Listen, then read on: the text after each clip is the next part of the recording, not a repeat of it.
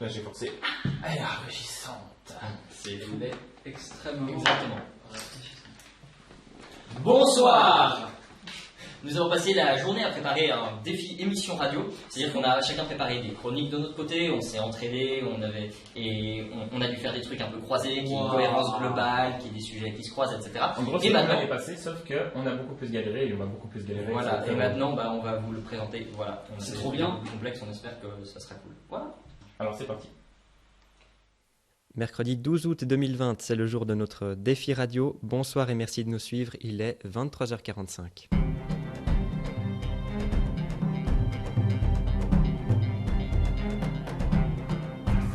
Au menu de ces prochaines minutes, il est sorti masqué pour vous informer. Brian et son micro-trottoir arrivent dans quelques petites minutes pour décrypter les bruits de la rue. Eux ont profité des bénéfices du confinement avec la chute des activités de loisirs. Les animaux sauvages ont retrouvé un peu de calme et de sérénité ce printemps, épargnés des dérangements humains. Mathis est allé s'immerger dans le quotidien de ces animaux, à nouveau entourés de regards écarquillés et de cris d'enfants. Au sommaire également, un sujet capuche. Certains suprémacistes blancs souhaitent remplacer leur tenue traditionnelle par des bonnets en temps de canicule. Deux de ses membres, Ronald McKerry et Gustave de Canaille, nous rejoignent dans quelques minutes pour en débattre. Et moment plus léger en fin d'émission, vous pourrez jouer en direct avec nous et gagner pourquoi pas de superbes prix. Voilà, vous avez le programme, bienvenue.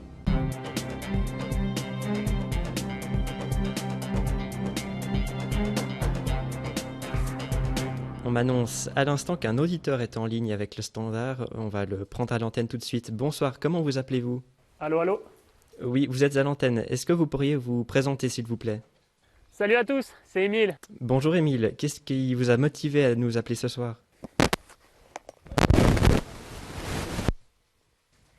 Test.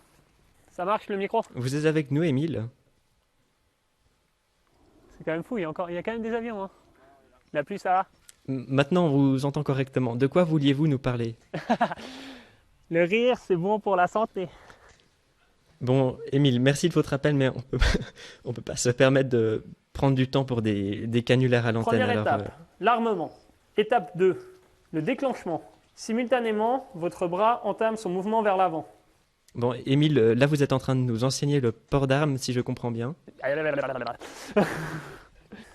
Étape 4, la finition. Les 3 premières étapes sont assez exigeantes pour votre corps.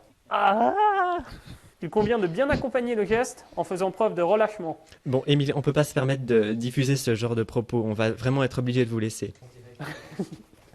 Non, tu m'étonnes. Pour le geste, rien de plus simple. Repliez votre bras droit vers votre ventre.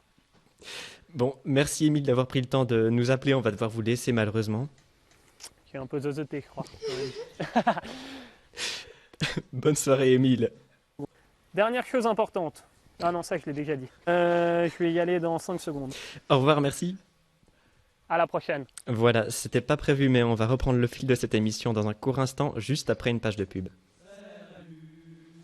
Cette semaine chez MediaMarkt, pour l'achat de 10 faucilles, obtenez la 11e tout à fait gratuitement. Et ce, pour moins cher qu'un aller simple au goulag. MediaMarkt, nous ne sommes rien, soyons tout.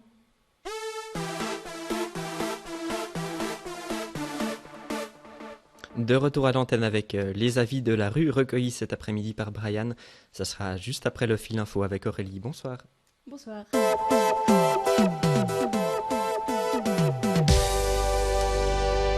Le village de Tiersépolis, dans l'extrême ouest du Kamtchatka oriental, observe une inquiétante vague de décès par mort violente. Selon le maire du village, plusieurs dizaines de villageois auraient été retrouvés morts à leur domicile, je cite, saignés à mort. À ce drame s'ajoutent des exécutions arbitraires de la part des habitants de Tiersépolis, persuadés d'avoir affaire à des loups-garous. Les 2/3 du village ont déjà été décimés et d'autres décès sont à escompter. Le championnat du monde d'élevage d'éponges marines bat son plein. Le concours qui se déroule à Dakar voit s'opposer des dizaines d'éleveurs et d'éleveuses. Au coude à coude pour la victoire, la Biélorusse Patricia Hupkaeva et le Hongrois Bob Sivac. Hupkaeva semble pour le moment prendre la tête du classement, ces éponges possédant des coloncytes en plus grand nombre. Pour nos auditeurs encore novices en matière d'éponge, nous parlons donc bien entendu de ces fameuses cellules qui sécrètent la gelée du derme de l'éponge. Nous revenons en France à présent, où de nouvelles accusations de propagande LGBT+, à l'encontre de Jean-Marie Le Pen ont été déposées. La fameuse phrase « Jeanne au secours » aurait été un appel à l'aide au célèbre magazine numérique lesbien Jeanne Magazine. On peut notamment y lire des thrillers ésotériques lesbiens ou gagner un voyage avec la société de sextoy pour couples de femmes Wet for Her, ce qui veut dire mouillé pour elle en bon français.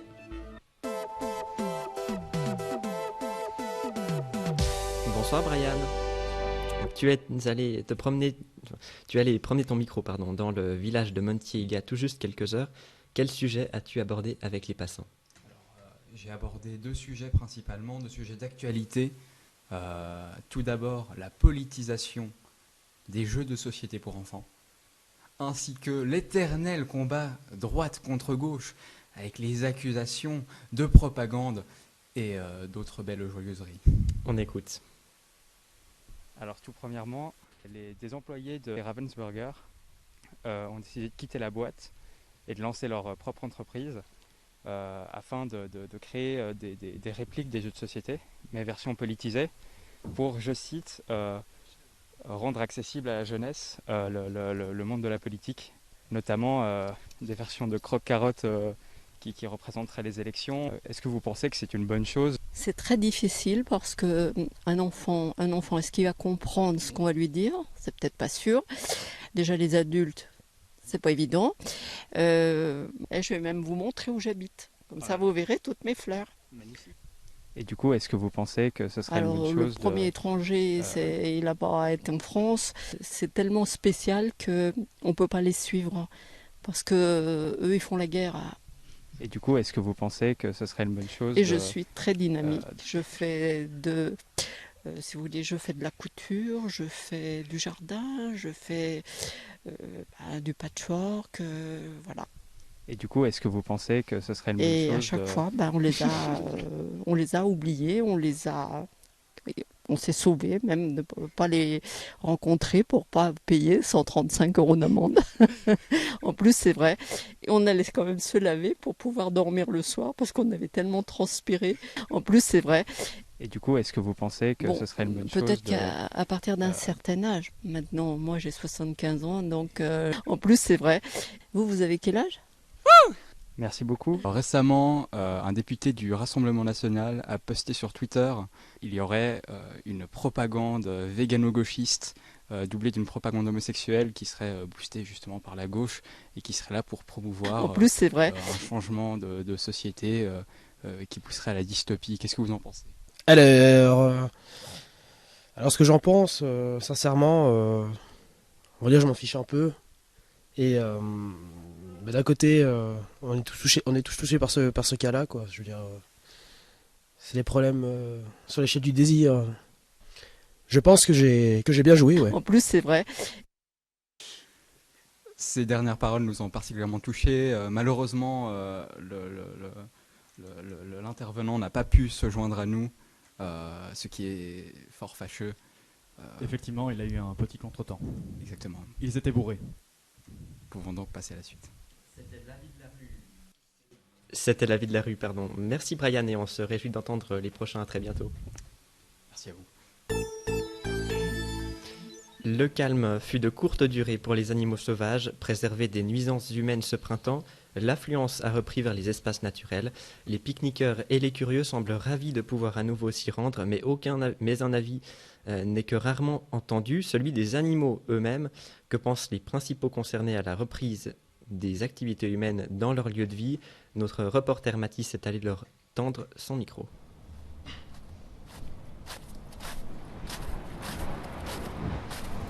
Oh, fichtre pute, une girafe des neiges, c'est hallucinant. Regardez-la se trémousser comme Booba, splendide.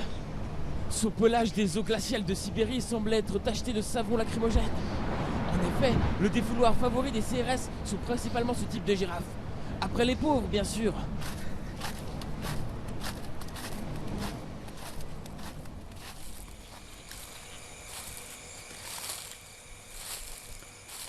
Oh, regardez, il est là. Cet animal, taché Sachez, le Karatin-Dor est un animal sauvage vivant dans la région de Sarsovie. Il est assez discret. Ils se confinent souvent dans leur terrier afin d'éviter les cons qui pourraient à tout moment, venir les attraper avec leurs longs bras. Et oui, on les appelle les braconniers.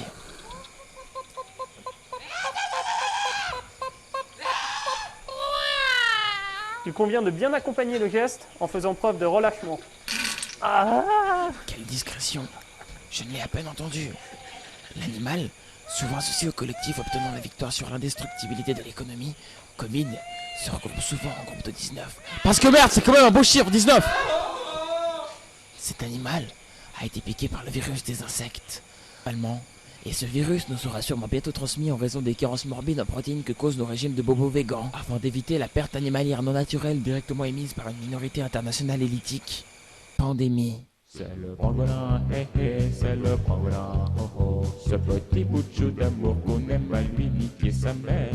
Le pangolin, hé hé, c'est le pangolin, oh oh. Si t'avais pas trouvé, c'est que t'es une sous-merde. La cohabitation entre les espèces sauvages et l'humain que l'on comprend difficile en absence de bonne volonté. Espérons que les enseignements du confinement inciteront au respect les futurs amateurs de balades en nature. À 23h56, un point sur l'actualité avec Aurélie.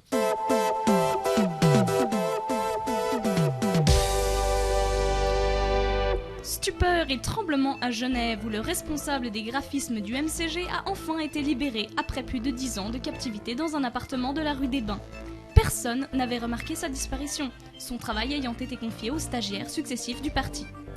Il suffit d'ouvrir un fichier Word, d'y placer du texte en Arial Narrow, ainsi que quelques images pixelisées tirées de Google, et le tour est joué, se défend Mauro Poggia.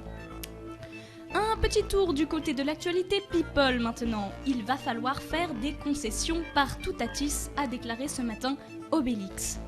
On s'en souvient, le village des irréductibles gaulois avait été secoué par la liaison secrète d'Obélix avec Falbala. Celle-ci était la dulcinée de son ami, le guerrier Astérix. Ce triangle amoureux s'était soldé avant-hier par le meurtre du fidèle chien Idéfix. Astérix avait été mis en garde à vue pour ce canicide avant d'être relâché sous caution, en attente de son procès. Sport dernière, la course de Château-Gouttière s'est déroulée sans encombre malgré de fortes pluies ce matin dans le désert d'Atacama. Minouche l'emporte d'un poil de moustache devant Félix et Caporal, ce dernier ayant été disqualifié après être parti dans la... dans la mauvaise direction. Merci Aurélie et Aurélien. Donc, dans un instant, on jouera avec un auditeur en direct et on se retrouve juste après la pause. La pause qui arrive et qui est là. Depuis le tout début, notre entreprise ainsi que nos collaborateurs, nous faisons en sorte d'offrir à nos clients l'excellence et de leur apporter une dose d'humanité dans leur vie quotidienne. Soja, Sola. Et oui, nous sommes en ligne, peut-être bientôt avec Yannick. Bonjour Yannick, est-ce que tu me reçois? Oui.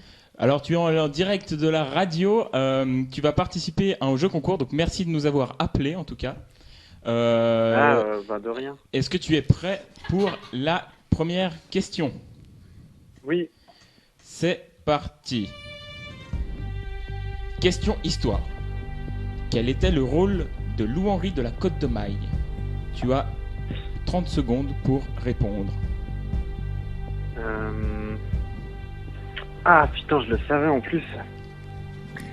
Yannick. Il jouait de la cornemuse acoustique. Non. Pour le... Ah non, merde, c'était pas né alors. Tu as encore quelques secondes. Il arrosait les plantes de Marie-Antoinette. Non. Le jardinier. Non, c'est Loup-Henri de la Côte de Maille. Un petit indice, tu peux donner si tu veux son qualificatif. Le rôle de Loup-Henri de la Côte de Maille. Non, malheureusement. Général de... Non. Non, bon. Tant pis. Nous allons passer à la deuxième question. D'accord. Question de culture générale. En quoi consiste l'accident des latrines d'Erfurt? En quoi consiste l'accident des latrines Oui. Il consiste en la réparation. Non, pas la réparation. Tu n'es pas loin, tu n'es pas loin. Rénovation. Tu chauffes, oui. La rénovation des chauffeurs industriels de locomotives. Bravo! Bravo! Ouais. Yannick, tu gagnes beaucoup de choses. Franchement, bravo. Je ne pensais pas que tu irais si loin dans le jeu. On a vu que tu t'es bien démarqué sur une question de culture générale. C'est vrai que l'histoire ne fait pas partie de la culture générale. Donc vraiment encore bravo. Je pense qu'on peut continuer à l'applaudir encore plus fort. Bravo, bravo, bravo. Yannick. Super. Voilà. Yannick, je t'aime! Bravo Yannick. Voilà. Et c'est parti pour la suite. Les actus.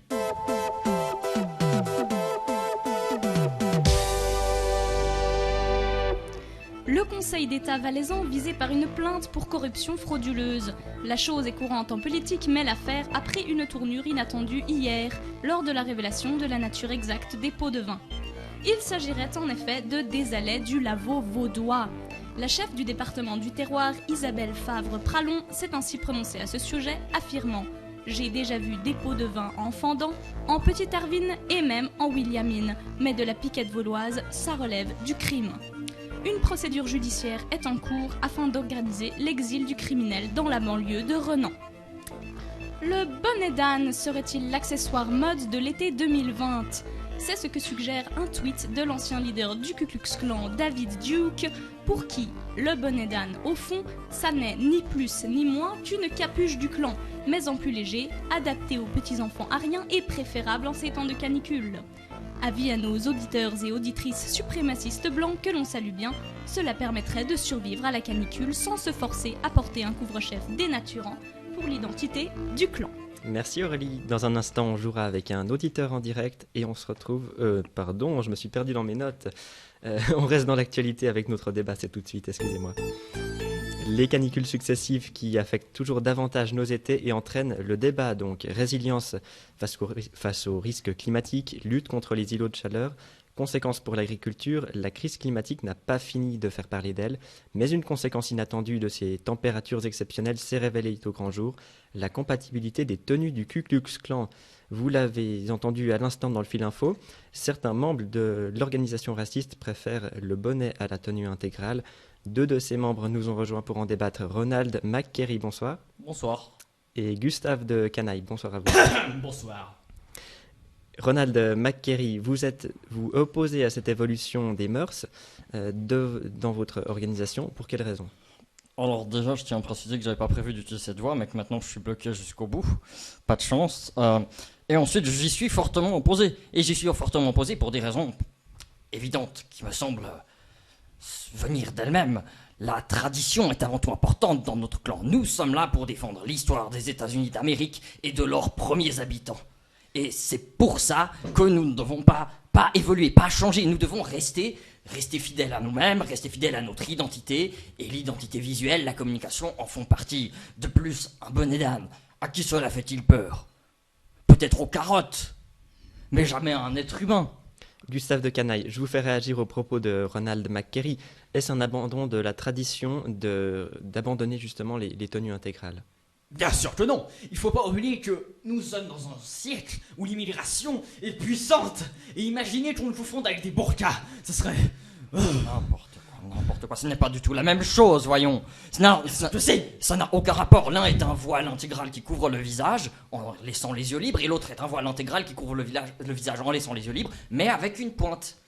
Mais Gustave de Canaille, je reprends la main. Si vous me permettez, on peut reprocher quand même au bonnet d'âne d'être associé à la stupidité. N'est-ce pas un argument en défaveur de cette évolution ? Monsieur, je suis très intelligent. C'est pas pour rien qu'on fait partie du Ku Klux Klan, même s'il y en a qui sont un peu inférieurs, mais pas autant que heureusement.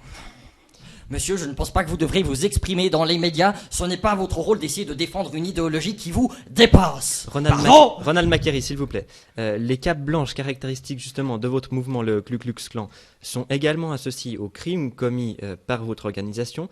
Est-ce qu'il ne serait pas positif, entre guillemets, pour l'image de votre groupe d'abandonner ce symbole ? Excusez-moi, monsieur, mais je ne vois pas ce que vous voulez désigner par l'image négative de notre groupe. Moi, dans ma famille, moi, dans mes amis, tout le monde l'adore, tout le monde l'admire, tout le monde en fait partie, tout le monde a sa carte d'adhérent, et ce, depuis au moins 2 ou 3 générations pour les moins réfléchis d'entre nous. Et quand ce monsieur vient ici défendre des positions progressistes, de gauche ou je ne sais quoi encore... Mais écoutez, monsieur, vous n'avez pas le droit de porter ces chapeaux-là. Vous n'avez pas le droit. Mais j'ai le droit. Mais qui a le droit? Personne. Et surtout pas les... Tiens, passez. Calmons-nous, s'il vous plaît. Je vous pose cette dernière question à vous deux. Si aucun consensus n'est trouvé rapidement par les membres du clan, est-ce que celui-ci ne risque pas de se dissoudre? Écoutez, nous sommes soudés. Même s'il y a des gens qui disent n'importe quoi. Alliés, même avec les personnes stupides qui ont au moins compris le précepte de base, nous resterons manifestement, merci à vous deux. Hein. Merci. Manifestement, la possibilité d'une dissolution semble réaliste au vu des divergences. On n'est jamais aussi désunique la gauche. Entre vous deux. Bande de communistes. Et cela serait une excellente chose. Je rappelle donc Ronald McKerry et Gustave de Conaille. Merci de nous avoir rejoints quelques minutes. Je vous souhaite une terrible soirée. Je ne vous souhaite pas de soirée. Ouais, c'est clair. Une atmosphère plus légère pour clore cette émission. Vincent, tu as l'antenne libre pour nous raconter l'histoire comique du jour. Oui, alors bonsoir à tous. J'espère que vous avez mangé quelque chose de solide, ça va être tordant. 4 hommes se trouvent dans une montgolfière. Un Russe, un Français, un Allemand et un Belge. La nacelle commence lentement à se détacher du ballon. Les secours ne pouvant pas arriver à temps, ils savent qu'ils vont chuter et s'écraser. Ils n'ont qu'un téléphone et se mettent d'accord pour que chacun puisse appeler quelqu'un d'important pendant quelques secondes. Le premier, le Russe, appelle son marchand de vodka et lui dit « Mon vieux, je vais mourir. Porte à mon père ta bouteille la plus corsée et dis-lui que je l'aime. » En second, le Français appelle son vigneron et lui dit « Mon vieux, je vais mourir. Porte à ma femme ta bouteille la plus ancienne et dis-lui que je l'aime. » Puis c'est le tour de l'Allemand. Il appelle son brasseur et lui dit « Mon vieux, je vais mourir. Porte à mon meilleur ami ta pierre la plus fermentée et dis-lui que je l'aime. » Enfin, c'est au tour du Belge. Merci Vincent. Je suis désolé de devoir interrompre l'histoire. L'heure et le niveau de batterie de mon ordinateur nous imposent de rendre l'antenne. Pardon aussi à nos auditeurs et auditrices de les priver de ce fait de la fin de cette blague. On espère que vous dormirez tout de même bien cette nuit. Merci à vous qui avez contribué à la réalisation de cette émission. Autour de la table ce soir, Aurélie, Brian, Aurélien, Vincent et Mathis à la régie. Merci à vous également, auditrices et auditeurs. On espère vous avoir envoyé des ondes positives. Passez une très belle soirée et prenez soin de vous, des autres et de la nature. Bonsoir.